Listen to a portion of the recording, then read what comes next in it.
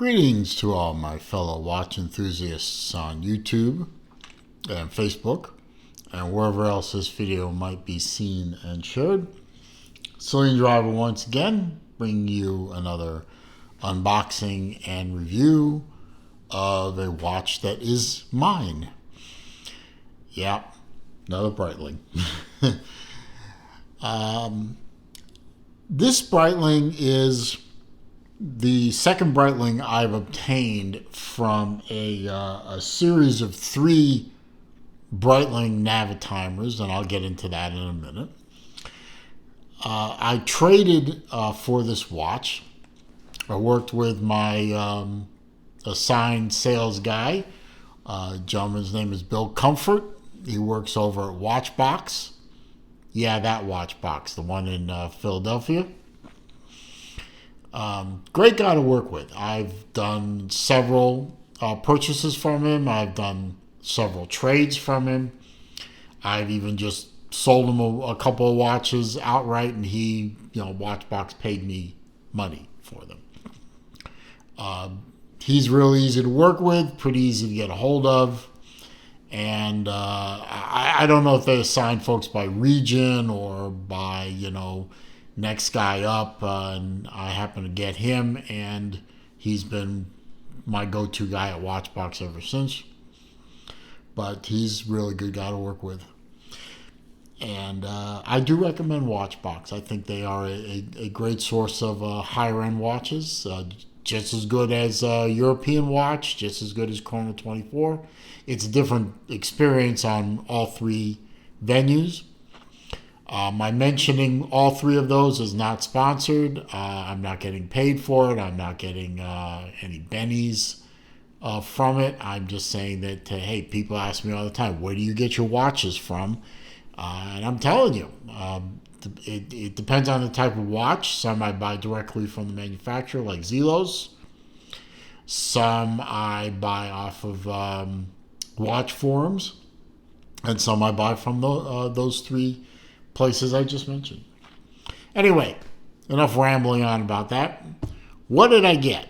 Well, inside this very nice Breitling watch box, or I don't know, container. It really doesn't feel like a box per se. For one thing, up here we have the paperwork for the watch is all up in here. But the watch itself, oh, and by the way, this thing comes out and makes a very nice travel case, you can see. That would work very well to stick a couple of watches in there for travel purposes. But what I ended up with is another Breitling Navitimer. You know me, I love my Navitimers. I own many at this point. But this one is the Breitling Navitimer TWA edition. Now, Breitling recently, and they're still making them now. I mean, it's not like they made them for a year or 2 and stopped. I believe they are still making them. They make what is called the Airline Capsule collection. It consists of 3 Navitimers in different colorways, representing 3 major airlines of the golden era of airline travel. In another video, I reviewed the SwissAir watch, which I happen to have over here. This one is the SwissAir watch. As you can see, there's the SwissAir logo. Oops, it's upside down. Right there. And we'll get to that in a little bit. There's a SwissAir, kind of a black dial with white subdials. Its direct opposite is the TWA watch with the silver white dial with the black subdials. And then there's also a third one, which I don't own yet, but I do plan on trying to get a hold of sometime, from Pan American. And it's a blue dial with red highlights. And that one I think is the best looking of the 3. It's also the hardest one to find in the United States. You can find them overseas. But whenever possible, I do try and buy watches from U.S. Sellers. It'd just be easier that way. It is a standard Navitimer, and I'll go into all the particulars, of course. You have your running seconds at the 9 o'clock. The nice thing about this watch, and its SwissAir counterpart, is the chronograph subdials have different colored hands than the running second subdial. It is a 12-hour chronograph tracker at the 6 o'clock, and it has the 30-minute timer at the 3 o'clock. You have piston-style pushers that activate the chronograph hand there, and you can see it is red like the two chronograph subdials. You have a date window very subtly tucked in at about the 4:30 mark. And we'll let it run for a few minutes. Baton-style hands in red to match the inner minute track. Actually, I'm sorry, that's a tachometer track inboard there, and the minute track is outboard from there. And you have, of course, what the Navitimer is famous for, which is the rotating bezel, the rotating slide rule bezel, which I don't know how to work and I'm not going to try and explain. Breitling themselves have videos on how to work the rotating bezel slide rule. I believe Tim Masso over Watchbox has demonstrated in the past. There are dozens of videos on how to work this thing. It's really good for addition and subtraction. And people say that when you get good at it, you can say calculate a tip at a restaurant faster than someone can grab their smartphone and pull up the calculator function and punch in the numbers. I don't know if that's true or not, but hey, it sounds good. But this is the TWA. You can see this is an AB0121. I'm going to do a video in the near future on how to read Breitling model numbers. There's a certain art to it with respect to what the A means, what the B01 means, and in this case it's the movement, and what the other digits mean. If you know how to read a Breitling part number or model number, then you can pretty much determine very quickly what movements in the model, what the model is made, what the watch is made out of, etc., etc. Probably do a video on that someday.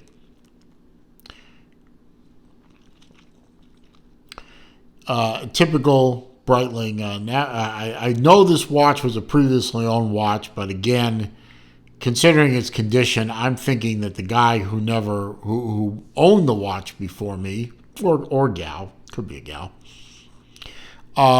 never wore the thing. It's completely unblemished. It did not come on this strap. This is a sort of a generic De Beer leather strap. It's a nice leather strap. The watch did come on this brown leather strap. This is a Breitling strap. I'm not a fan. See, it's a Breitling signed strap. It's model 515X. I did take the buckle off of it. It was down here. I took the buckle off and I put it on this strap here. It is a Breitling signed buckle. This is more typical of what a Breitling buckle looks like, a strap looks like on a sports watch with the good bolstering, although this is not as good as a Breitling strap. This will do. I'm actually thinking of putting this watch on a mesh bracelet. I have a mesh bracelet on order, very similar to this one. But Breitling does like to, on their sport watches, put a contrast stitching on their straps, and it's comfortable, and it looks more the part to me than a brown strap, considering the subdials are black and the dial is kind of a silver white. And we've let the chronograph run long enough. You can see that it resets with a flyback. It resets to 0 perfectly. So I like this strap better in terms of the aesthetics than the brown one, and it's also fairly soft strap. I've had this one on another watch before, so it's well broken in. But I just want to point out that this is not the strap that the watch was born with. But hey, we all love to customize our watches a little bit. As I said, this is one of the 3 Airline Capsule watches. I do have the SwissAir, which was the first one I bought. I have this one. I will get the Pan Am eventually. It's powered by a Breitling B01 movement. It does hand wind. It does hack, as you can see. It has a 2-position crown. Position 1 sets the date. Position 2 allows you to set the time. Slide rule bidirectional bezel. As you can see, it's a non-spring bezel, but when you put it in a spot, it has enough friction underneath the bezel mechanism to stay in place. This is COSC certified, so it is very, very accurate. It is a 47 jewel movement. It's not a highly decorated movement, but still the B01, it was never really meant to be seen under an exhibition case back, but still the B01 is an attractive movement in my humble opinion. It's a 43 millimeter case, very typical of the Navitimer. It's a big watch and typical 43 millimeter. It's a 22 millimeter lug, 49 millimeter on the tip to tip, and it is 14 millimeter thick with a very slightly domed sapphire crystal. You can see the crown is signed. It is only 30 meter water resistant, which is also typical of a Navitimer. Don't get it wet. I want to give you a wrist shot, but don't get this wet. Don't submerge it. The crown is not screwed down. The pushers are not screwed down. It's probably good enough for a rainstorm or washing your hands or something. I wouldn't immerse the watch in water. If you're a Breitling fan like I am, you have chronomats and other watches that are dive rated, to play with in the water. The Navitimer is not that watch. You can see on my 7¼ inch wrist on the down the barrel shot, which is not the perfect down the barrel shot. There we go.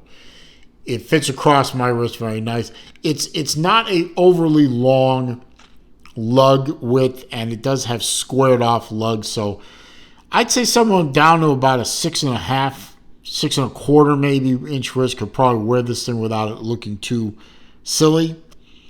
The overhead shot, you can see it covers my wrist very nicely. It's a beautifully made watch, and it can fit on a variety of wrists, but once you start getting under a 6½ inch wrist, you might want to start thinking about maybe try and go find one of the smaller Navitimers that they made from time to time in the 38, 39 millimeter. Probably not like the Navitimer I reviewed before this one, the Rattrapante, but you probably won't find one of those. But they did make them in that size, but good luck. Beautiful watch. It was. I wanted to get one for a long time to get the second in the group of 3, and now I got it. So I think it's going to look pretty good on a mesh bracelet. But even if I put it on and it turns out I don't like it so much, it's very easy to swap back to this, and the mesh bracelet will go into my stash. So, win-win, you know. I'll either have it on a mesh or I'll have a mesh for storage. Anyway, that's the story of the Navitimer TWA. A good pickup. It was a good trade for me, and I'm sure, you know, Watchbox wouldn't have made the trade with me for the other watch if they didn't think it was a good trade for them. So everybody's happy. I hope you're happy after watching this video. I hope you enjoyed it, found it to be entertaining, informative, useful, etc. If you did, please click that thumbs up button for me. That does help with the YouTube search algorithm. It does help bring people to the channel. Comments, questions, suggestions down below. I do read them all. I do respond to them all. And another side note, this is the first video that I've shot with my new iPhone. So hopefully the video quality is at least as good as my old iPhone 10, maybe even a little better. Let me know if you see any appreciable difference one way or the other in the comments. If you are going to try and troll me or insult me or leave links to bad places on the internet, I'll simply delete the comment and block the commenter. If you're new to the channel, of course, I do welcome you here. I'm glad you found my channel. I hope you will take the chance to watch many of my videos. I have hundreds. All I ask is that you click that red subscribe button at the bottom of the view screen. If you've been here before but you haven't clicked the red button at the bottom of the view screen, please click the button at the bottom of the red view screen. The red button at the bottom of the view, you know what I mean. Leave me alone. Don't forget to click the bell icon too, so that when I upload new material or I do a live stream, you will be alerted. And as I always say at the end of my videos, it is a crazy old world out there. And it is not getting any less crazy. Recent events at the time I shot this video will tell you that if you're paying any kind of attention. So please, be careful out there. Stay safe, be well. See you soon.